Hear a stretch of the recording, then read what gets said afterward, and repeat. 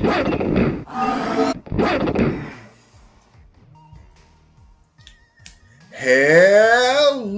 and welcome, people of the internet. You're here seeing my very first team preview for the very first recorded draft league I'm doing. This is the second draft league, but sadly I didn't get the recording settings all set up for the last one. So this is the first one that is going to be uploaded to my YouTube channel, which, if you're watching this video, you are on. So if you go down slightly, you will see a big red button that it says subscribe, and next to it will be a bell icon. Please select both of those if you would like to see more of my content. Here you'll see some uploaded draft league battles as well as team previews, and I've got an upcoming series which is going to be my my collaboration with David, who is one of my moderators and a fellow streamer that is a friend of mine. We're going to be doing a Soul Link together. But without any further ado, enough self-plugs, let's get into the battle team preview. So here you see Gerda. It is an Eviolite set with Iron Fist. It's attack up and special attack down.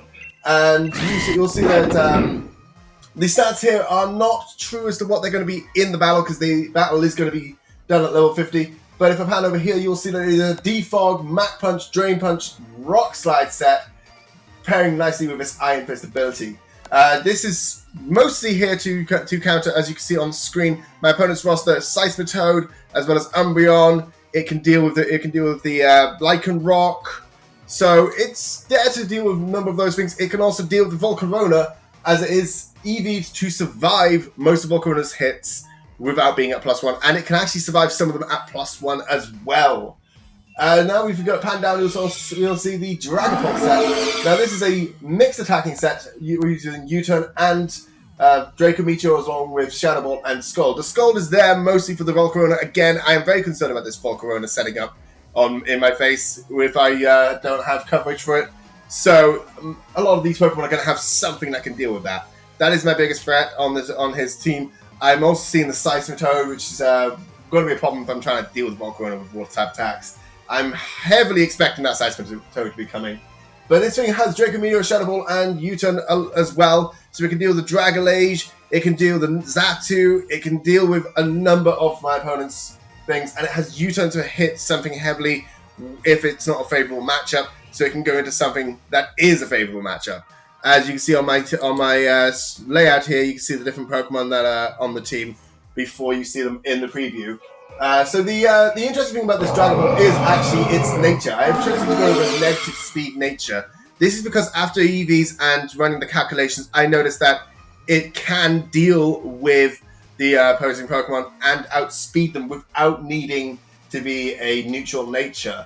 Therefore, I was able to free up the attack stat in order to do more damage with the U-Turn.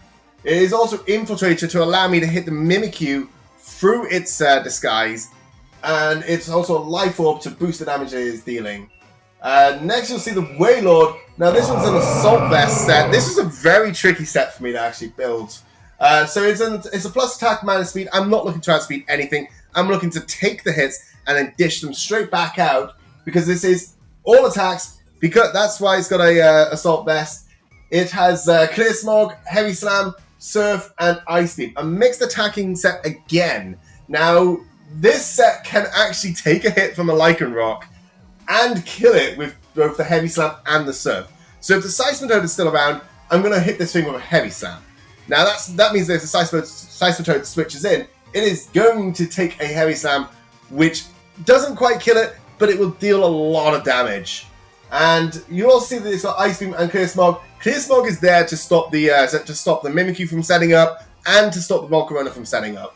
It's also then got Ice Beam, which it can use against the Dragalage, Xatu, Emolga. So if he brings the Emolga, I might predict the Emolga switch in and hit that thing with an Ice Beam, which is going to drop the Emolga. It can't quite 1v1 Venusaur when it is G-Max. However, if it is not G-Max, I can maybe get a favorable attack in should it get greedy. It also doesn't die to a single grass type attack from the Venusaur. It will take a 2-hit KO for the Venusaur to take out down this Wailord. And that's assuming that's just running off my calcs. Obviously, there's no guarantee. he might bring a different set to what I've calculated against. However, this is the likely set that I have calculated against. Next, we'll see the channel mascot, Ferrothorn. Now, this Ferrothorn is a Body Press Seed Bomb set to deal with the majority of the potential Pokemon that I want to be switching in against. It's also got Thunder Wave and Stealth Rock to catch those cheeky switch-ins. And the Stealth Rock is going to play double duty here, because looking at my opponent's roster, they're going to be switching. They're looking to counter my attacks, and then to slowly whittle me down until they can sweep with, say, the Volcarona or the Mimikyu. Now, that's where Stealth Rocks comes in very handy. They're going to want to make a counter to this, because otherwise they're going to be taking chip damage each time they make those switches to nullify my attacks. So while they're getting chip damage on me, I'm getting chip damage on them as well. Now, this one has a plus defense minus special attack nature. That's looking to maximize in on that body press. The Seed Bomb is good, but it's the mostly the body press that I'm looking to deal damage with on this set. It is Iron Barbs, that is to catch those physical attackers. And it's also got leftovers to give it passive recovery, as if you hadn't noticed, there was no recovery on this thing. So next up is the Ace in the Hole, Cinderace. Now, this is one of the two Pokemon that I am looking to late game sweep with. This is U-Turn, Pyro Ball, Iron Head, and Zen Headbutt. Gives me the double U-Turn core, allowing me to pivot between the Cinderace and the Dragapult. It is looking to do as much damage as possible with its Choice Band.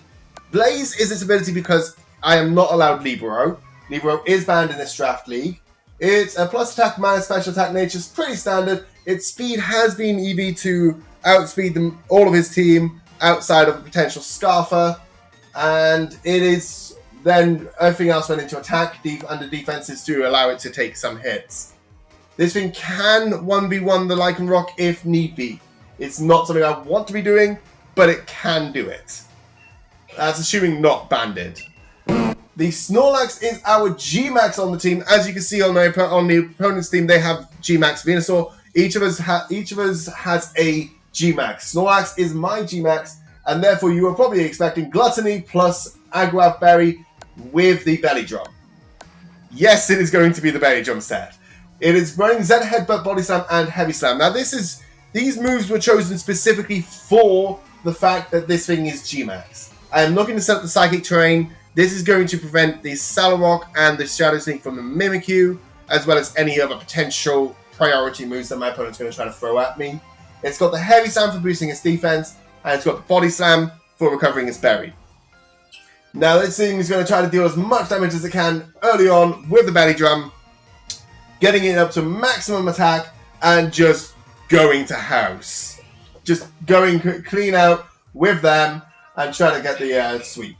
Next up, we have the Gurda. The Gurda is the Pokemon that you saw first. Now, the Gurda is the other Pokemon that we were on about with the Cinderace that is looking to do the late game sweeping, trying to pick up whatever kills are left over.